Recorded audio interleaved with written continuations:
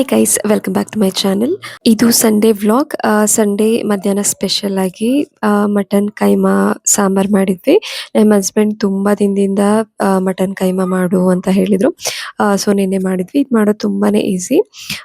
ನಾನಿಲ್ಲಿ ಒಂದು ಫಸ್ಟ್ ಅವರು ಒಂದು 1/4 kg ಮಟನ್ ತಂದಿದ್ರು ಅಂಡ್ 3/4 kg ಕೈಮಾ ಮಾಡಿಸ್ಕೊಂಡ್ಬಂದಿದ್ರು. ಮಟನ್ ಎಲ್ಲ ಸಾಫ್ಟ್ ಪಾರ್ಟ್ ಎಲ್ಲ ಸಣ್ಣ ಸಣ್ಣದಾಗಿ ಹೆಚ್ಕೊಡ್ತಾರೆ. ಇದಕ್ಕೆ ನಾನು ಫಸ್ಟ್ ಒಗ್ಗರಣೆ ಹಾಕೊಂಡೆ. ಇದಕ್ಕೆ ಒಂದು 2 ಮೀಡಿಯಂ ಸೈಜ್ ಈರುಳ್ಳಿ ಮತ್ತೆ ಶುಂಠಿ ಸ್ವಲ್ಪ ಮತ್ತೆ ಬೆಳ್ಳುಳ್ಳಿ ಒಂದು, ಇದನ್ನೆಲ್ಲ ಚೆನ್ನಾಗಿ ಮಿಕ್ಸಿಲಿ ಗ್ರೈಂಡ್ ಮಾಡ್ಕೋಬೇಕು. ಸ್ವಲ್ಪ ಅರಿಶಿನ ಆ್ಯಡ್ ಮಾಡಿ, ಅರಿಶಿನದ ಪುಡಿ ಇದನ್ನೆಲ್ಲ.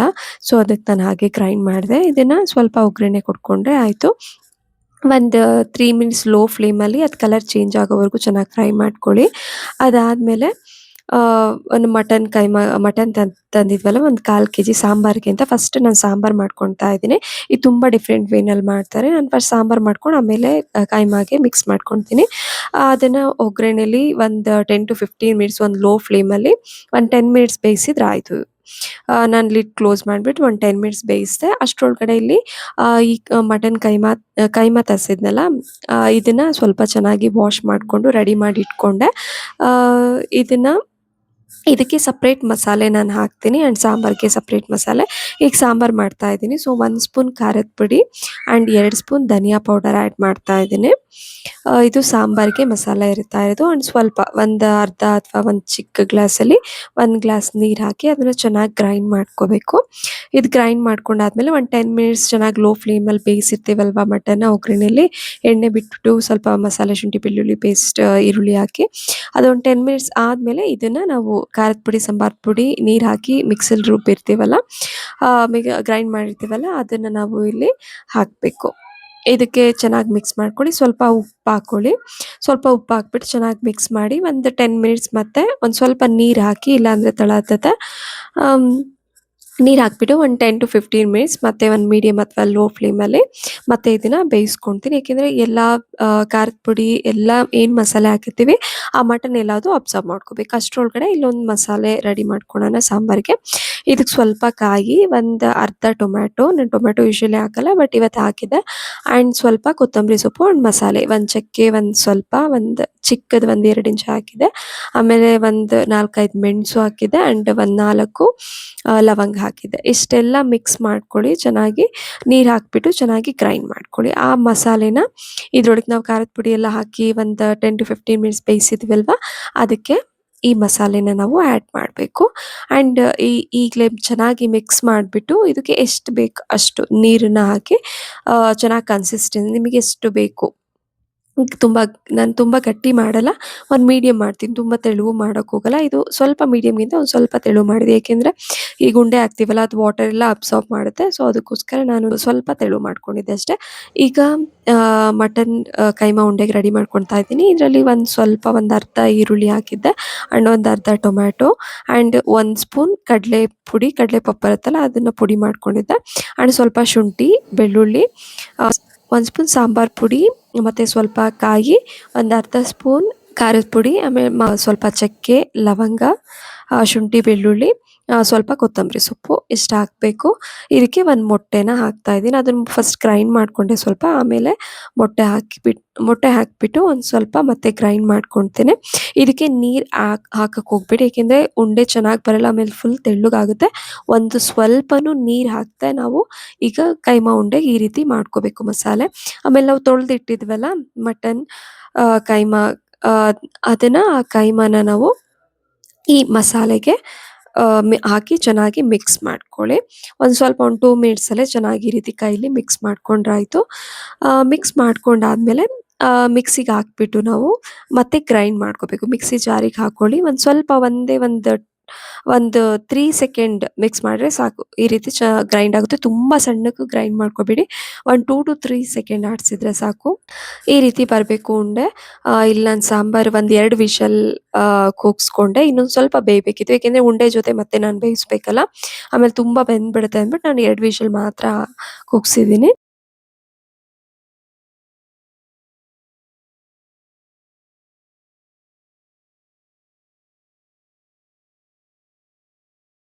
ಈಗ ಸಣ್ಣ ಸಣ್ಣದಾಗಿ ಮೀಡಿಯಂ ಸೈಜಲ್ಲಿ ನೀವು ಉಂಡೆ ಮಾಡ್ಕೋಬೇಕು. ನೋಡಿ ನಾನು ಎಷ್ಟು ಸೈಜಲ್ಲಿ ನಾನು ಮಾಡ್ಕೊಂಡಿದ್ದೀನಿ. ಏಕೆಂದ್ರೆ ತುಂಬ ದಪ್ಪ ಸೈಜ್ ಆದರೆ ಅದು ಬೇಯೋದು ತುಂಬ ಲೇಟ್ ಆಗುತ್ತೆ.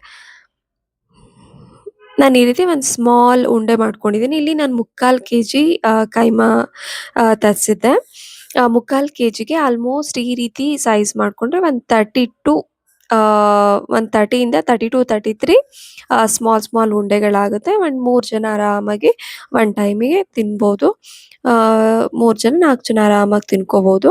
ನೋಡಿ ಇಷ್ಟು ನೀರು ಹಾಕಿದ್ರೆ ತುಂಬಾನೇ ತೆಳುವಾಗ್ಬಿಡುತ್ತೆ. ನೀರು ಹಾಕ್ಲೇಬಾರ್ದು ನಾವು ಇದಕ್ಕೆ. ನೋಡಿ ಇಷ್ಟು ಉಂಡೆ ಆಗಿದೆ. ಒಂದು 30 ಉಂಡೆ ಮಾಡ್ಕೋಬೋದು ನಾವು ಈ ಸೈಜಲ್ಲಿ ಮಾಡ್ಕೊಂಡ್ರೆ. ಅಲ್ಲಿ ಸಾಂಬಾರೆಲ್ಲ ಮತ್ತೆ ಕುದಿಯೋದಕ್ಕೆ ಇಡ್ದೆ. ಇನ್ನೊಂದು ಸ್ವಲ್ಪ ಬೇಯಬೇಕು ಮಟನ್.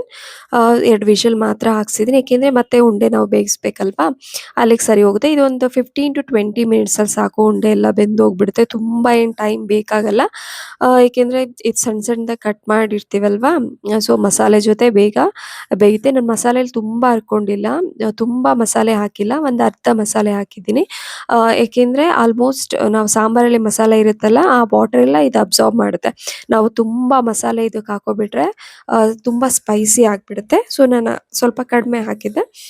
ಈಗ ಸಾಂಬಾರು ಮತ್ತೆ ಮಳ್ಳಕ್ಕೆ ಇಟ್ಬಿಟ್ಟು ಅದಕ್ಕೆ ಉಂಡೆ ಮಾಡ್ಕೊಂಡಿದ್ದೆ ಅಲ್ವಾ, ಈ ಉಂಡೆನ ಹಾಕಿ ಒಂದು 20 ಮಿನಿಟ್ಸ್ ಒಂದು ಮೀಡಿಯಂ ಫ್ಲೇಮ್ ಅಥವಾ ಲೋ ಫ್ಲೇಮಲ್ಲಿ ಬೇಯಿಸ್ಬಿಡ್ತೀನಿ. ಉಪ್ಪು ಎಷ್ಟು ಬೇಕೋ ಅಷ್ಟು ಹಾಕ್ಕೊಳ್ಳಿ. ನಾನೊಂದು ಸ್ವಲ್ಪ ಕೈಮಾ ಉಂಡೆಗೆ ಒಂದು ಸ್ವಲ್ಪ ಉಪ್ಪು ಹಾಕಿದ್ದೆ ಅಷ್ಟೇ.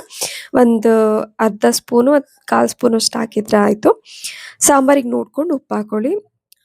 ಇಷ್ಟೇ, ತುಂಬಾನೇ ಸಿಂಪಲ್ ಮಟನ್ ಕೈಮಾ ಸಾಂಬಾರ್. ನಾನು ಬೆಂಗಳೂರಲ್ಲಿ ಒಂದು ಸಲ ಮಾಡಿದ್ದೆ. ಇದು ಸೆಕೆಂಡ್ ಟೈಮ್ ಮಾಡ್ತಾ ಇರೋದು. 1 ಮಂತಿಂದ ನಮ್ಮ ಹಸ್ಬೆಂಡ್ ಮಾಡು ಅಂತ ಅಂತಿದ್ರು. ಸೊ ನಿನ್ನೆ ತರಿಸ್ಬಿಟ್ಟು ಮಾಡಿದೆ. ತುಂಬ ಚೆನ್ನಾಗಿತ್ತು. ಇದಾದ ತಕ್ಷಣ ಇಲ್ಲಿ ಸಾಂಬಾರು ಬೇಯ್ತಾ ಇತ್ತು. ಸಾಂಬಾರು ಆಗ್ತಾ ಇತ್ತು.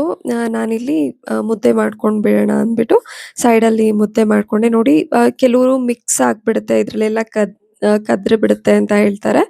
ಏನು ಕದ್ರಲ್ಲ. ಈ ರೀತಿ ಲೋ ಫ್ಲೇಮಲ್ಲಿ ಮಾಡಿದರೆ ಮತ್ತೆ ಕೈ ಆಡಿಸ್ಬಾರ್ದು ಪದೇ ಪದೇ. ಒಂದ್ಸಲ ಹಾಕಿದ್ಮೇಲೆ ಲೋ ಫ್ಲೇಮ್ ಅಥವಾ ಮೀಡಿಯಂ ಫ್ಲೇಮ್ ಮಾಡಿಬಿಟ್ಟು ಅದನ್ನು ಕ್ಲೋಸ್ ಮಾಡಿಬಿಡ್ಬೇಕು. ಒಂದು 10 ಮಿನಿಟ್ಸ್ ಏನು ಮಾಡಬಾರ್ದು. ಅದು ಸ್ವಲ್ಪ ನೆನ ಎಲ್ಲ ಇತ್ತಲ್ಲ, ಅದು ಜಾಸ್ತಿ ಎಣ್ಣೆ ಎಲ್ಲ ಬಿಟ್ಕೊಳ್ತಾ ಇತ್ತು. ನಾನು ಆಲ್ಮೋಸ್ಟ್ ಮಟನ್ ಸಾಂಬಾರಿಗೆ ತುಂಬ ಕಡಿಮೆ ಎಣ್ಣೆ ಯೂಸ್ ಮಾಡೋದು. ಏಕೆಂದರೆ ಅದೇ ಆಯಿಲ್ ಬಿಟ್ಕೊಳುತ್ತಲ್ಲ, ಅದಕ್ಕೆ ಕಡಿಮೆ ಯೂಸ್ ಮಾಡ್ತೀನಿ. ಆ್ಯಂಡ್ ಮಟನ್ ಆಲ್ಮೋಸ್ಟ್ ರೆಡಿ ಆಗಿತ್ತು. ಹೇಗಿದೆ ಟೇಸ್ಟ್ ಮಾಡಿ ಅಂದ್ಬಿಟ್ಟು ನಾನು ಕುಂದನ್ಗೆ ಮತ್ತು ಹಸ್ಬೆಂಡ್ಗೆ ತಿನ್ನಿಸಿ ನಾನು ಸ್ವಲ್ಪ ತಿಂದೆ. ಮಟನ್ ತುಂಬ ಚೆನ್ನಾಗಿತ್ತು. ಕೈಮಾ ಉಂಡೆ ಸಾಂಬಾರು ಸೂಪರಾಗಿ ಬಂದಿತ್ತು. ಆ್ಯಂಡ್ ಅದ್ರ ಜೊತೆ ಮುದ್ದೆನೂ ಮಾಡ್ಕೊಂಡ್ಬಿಟ್ಟೆ. ನಮ್ಮ ಹಸ್ಬೆಂಡ್ ಟಿವಿ ನೋಡೋದ್ರಲ್ಲಿ ಬಿಸಿ ಇದ್ರು. ಒಂದು ಪ್ರೋಗ್ರಾಮ್ ಹಾಕಿದ್ರು. ಅದು ಎಷ್ಟು ನಮ್ಗೆಲ್ರಿಗೂ ಗೊತ್ತಿರೋ ಹಾಗೆ ನ್ಯಾಷನಲ್ ಹಿಂದಿ ಟೆಲಿವಿಷನ್ ಶೋ ಇದೆ. ಅದು ಆಪ್ಕಿ ಅದಾಲತ್ ಅಂತ ಶರ್ಮಾ ನಡೆಸ್ಕೊಡೋದು ಅಲ್ವಾ, ರಜತ್ ಶರ್ಮಾ ಅಂತ. ಅದು ಒಂದು ತುಂಬ ಅಚೀವ್ ಮಾಡಿರೋರನ್ನ ಅಲ್ಲಿಗೆ ಆ ಶೋಗೆ ಕರೆದ್ಬಿಟ್ಟು ಅವರು ಇಂಟರ್ವ್ಯೂ ಥರ ಮಾಡ್ತಾರೆ. ಆ ಶೋನಲ್ಲಿ ಅವ್ರ ಬಗ್ಗೆ ಎಲ್ಲ ಕೇಳ್ತಾರೆ. ಸೊ ಅದು ಆ ಪ್ರೋಗ್ರಾಮ್ನ ಹಾಕೊಂಡು ನಮ್ಮ ಹಸ್ಬೆಂಡ್ ನೋಡ್ತಾ ಇದ್ರು. ಯಾಕೆಂದರೆ ನೆಕ್ಸ್ಟ್ ಟಾಕ್ಸಿಕ್ ರಿಲೀಸ್ ಆಗ್ತಾ ಇದೆ. ಸೊ ಅವ್ರದ್ದೇ ಫುಲ್ ಹವಾ. ನಮ್ಮ ಹಾಸನ್ ಹುಡುಗ ಅಂತ ಹೇಳ್ಕೊಂಡು ನಿಜವಾಗ್ಲೂ ನಮ್ಗೆಲ್ರಿಗೂ ಎಷ್ಟು ಖುಷಿ ಆಗುತ್ತೆ ಅಲ್ವಾ. ಅದು ಬೂನಹಳ್ಳಿಯವರು. ಅವರು ಎಜುಕೇಷನ್ ಎಲ್ಲ ಮೈಸೂರಲ್ಲಿ ಆಗಿದ್ದು ಅವ್ರದ್ದು. ಸೊ ಆ ಪ್ರೋಗ್ರಾಮ್ ಹಾಕೊಂಡು ನೋಡ್ತಾ ಇದ್ರು. ಅವ್ರ ಬಗ್ಗೆ ನಾವು ಮಾತಾಡ್ಕೊಳ್ತಾ ಇದ್ವಿ. ಹಾಗೆ ನಿಜವಾಗ್ಲೂ ತುಂಬಾನೇ ಅಚೀವ್ ಮಾಡಿದ್ದಾರೆ. ಅದು ಒಂದು ಪ್ಯಾನ್ ಇಂಡಿಯಾ ಸ್ಟಾರ್. ನಿಜವಾಗ್ಲೂ ನಂಬಕ್ಕಾಗಲ್ಲ. ಅಷ್ಟು ಸ್ಟ್ರಗಲ್ ಮಾಡಿದ್ದಾರೆ ಆ್ಯಕ್ಚುಲಿ. ಆ ಪ್ರೋಗ್ರಾಮ್ ನಮ್ಮ ಕರ್ನಾಟಕದಿಂದ ಯಶೇ ಫಸ್ಟ್ ಅನಿಸುತ್ತೆ ಆ ಪ್ರೋಗ್ರಾಮಲ್ಲಿ ಅಟೆಂಡ್ ಮಾಡಿರೋದು. ಆಲ್ಮೋಸ್ಟ್ ಶಾರುಖ್ ಖಾನ್ ಅಂತ ಒಂದು ಬಿಗ್ ಸ್ಟಾರ್ ಆ್ಯಕ್ಟರ್ಸ್ ಎಲ್ಲ ಕರೆದ್ಬಿಟ್ಟು ಆ ಶೋನಲ್ಲಿ ರಿವ್ಯೂ ಥರ ಮಾಡಿದ್ರು. ಇದು ನಮ್ಮ ಕರ್ನಾಟಕದ ಹುಡುಗ, ನಮ್ಮ ಕನ್ನಡದ ಹುಡುಗ ಹೋಗಿರೋದು ನಿಜವಾಗ್ಲೂ ಎಲ್ರಿಗೂ ತುಂಬ ಖುಷಿ ಆಗುತ್ತೆ. ಅದೊಂದು ಬಿಗ್ ಅಚೀವ್ಮೆಂಟ್. ಸೊ ಅದನ್ನೇ ಎಲ್ಲದು ಹಾಕೊಂಡು ನೋಡ್ತಾ ಇದ್ವಿ ಆ್ಯಂಡ್ ಡಿಸ್ಕಸ್ ಮಾಡ್ತಾ ಇದ್ವಿ. ನೆಕ್ಸ್ಟ್ ಟಾಕ್ಸಿಗೆ ಬುಕ್ ಮಾಡಬೇಕು ಹೋಗೋಣ ಅಂತ. ನಿಜವಾಗ್ಲೂ ಒಂದು ಬೋಲ್ಡ್ ಆ್ಯಕ್ಟಿಂಗ್ ಇದೆ ಅವ್ರದ್ದು. ಆ್ಯಂಡ್ ಹಾಲಿವುಡ್ ರೇಂಜಲ್ಲಿ ತೆಗ್ದಿದ್ದಾರೆ. ಓಕೆ ಅವ್ರದ್ದೇ ಆದಂಥ ಒಂದು ಸ್ಟೈಲಲ್ಲಿ ಇದೆ. ಓಕೆ ಅವ್ರ ಆ್ಯಕ್ಟಿಂಗ್ ಹೇಗಿದೆ ಅಂತ ನೋಡೋದಕ್ಕೆ ಎಲ್ಲರಿಗೂ ಕ್ಯೂರಿಯಾಸಿಟಿ ಇದೆ. ಆ್ಯಂಡ್ ನಾವು ಆ ಪ್ರೋಗ್ರಾಮ್ ತುಂಬ ಇಂಟ್ರೆಸ್ಟಿಂದ ನೋಡ್ತಾ ಇದ್ರು. ನನಗೆ ಹಿಂದಿ ಅಷ್ಟು ಅರ್ಥ ಆಗಲ್ಲ. ನಮ್ಮ ಹಸ್ಬೆಂಡ್ ಓಕೆ ಸ್ವಲ್ಪ ಅರ್ಥ ಮಾಡ್ಕೊತಾರೆ. ಅವ್ರು ನೋಡ್ತಾ ಇದ್ರು ಕೇಳ್ತಾ ಇದ್ವಿ. ಅವ್ರು ಹೇಗೆ ಮಾತಾಡಿದ್ರು ಏನೇನು ಕೇಳ್ತಾ ಇದ್ರು ಅಂತ. ನಿಜವಾಗ್ಲೂ ತುಂಬ ಚೆನ್ನಾಗಿತ್ತು. ಆ್ಯಂಡ್ ಎಲ್ಲರೂ ಊಟ ಮಾಡಿದ್ವಿ. ಕೈಮಾ ಉಂಡೆ ಸಾಂಬಾರು ನೀವೊಂದ್ಸಲ ಈ ರೀತಿ ಟ್ರೈ ಮಾಡಿ ತುಂಬ ಚೆನ್ನಾಗಿತ್ತು. ಆ್ಯಂಡ್ ರಾತ್ರಿ ಐಸ್ ಕ್ರೀಮ್ ತಿನ್ನಬೇಕು ಅನ್ನಿಸ್ಬಿಟ್ಟು ಹಸ್ಬೆಂಡ್ ಐಸ್ ಕ್ರೀಮ್ ಆರ್ಡರ್ ಮಾಡಿದ್ರು. 3 ಫ್ಲೇವರಲ್ಲಿ ಆರ್ಡರ್ ಮಾಡಿದ್ರು. ನಮ್ಮ ಕುಂದನ್ ಬನಿಯನ್ ಹೊಸಾದ ತಂದಿದ್ರು. ಅವನಿಗೆ ಬನಿಯನ್ ಇರಲಿಲ್ಲ ಶರ್ಟಿಗೆ ಹಾಕೊಳೋದಕ್ಕೆ ಸ್ಕೂಲ್ಗೆ. ಸೊ ಹಾಗೆ ಬಂದಿದ್ದ.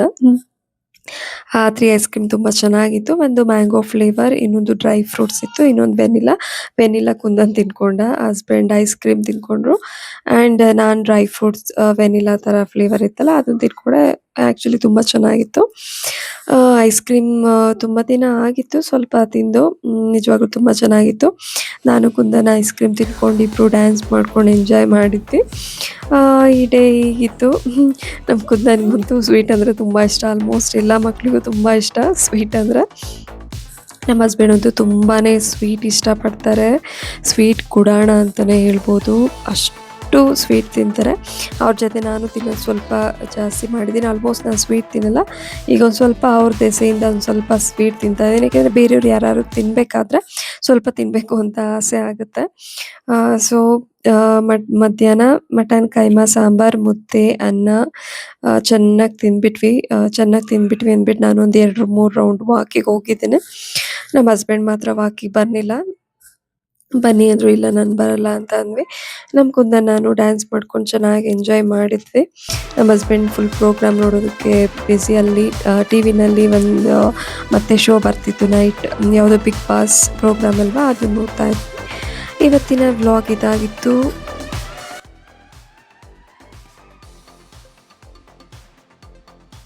ಆ್ಯಂಡ್ ಯಾರೆಲ್ಲ ನನ್ನ ಯೂಟ್ಯೂಬ್ ಚಾನಲ್ಗೆ ಸಬ್ಸ್ಕ್ರೈಬ್ ಆಗಿಲ್ಲ, ಪ್ಲೀಸ್ ಸಬ್ಸ್ಕ್ರೈಬ್ ಆಗಿ, ಲೈಕ್ ಆ್ಯಂಡ್ ಕಮೆಂಟ್ ಮಾಡಿ ಆ್ಯಂಡ್ ಶೇರ್ ಮಾಡಿ. ಮತ್ತು ನೆಕ್ಸ್ಟ್ ವಿಡಿಯೋದಲ್ಲಿ ಸಿಗೋಣ. Thank you.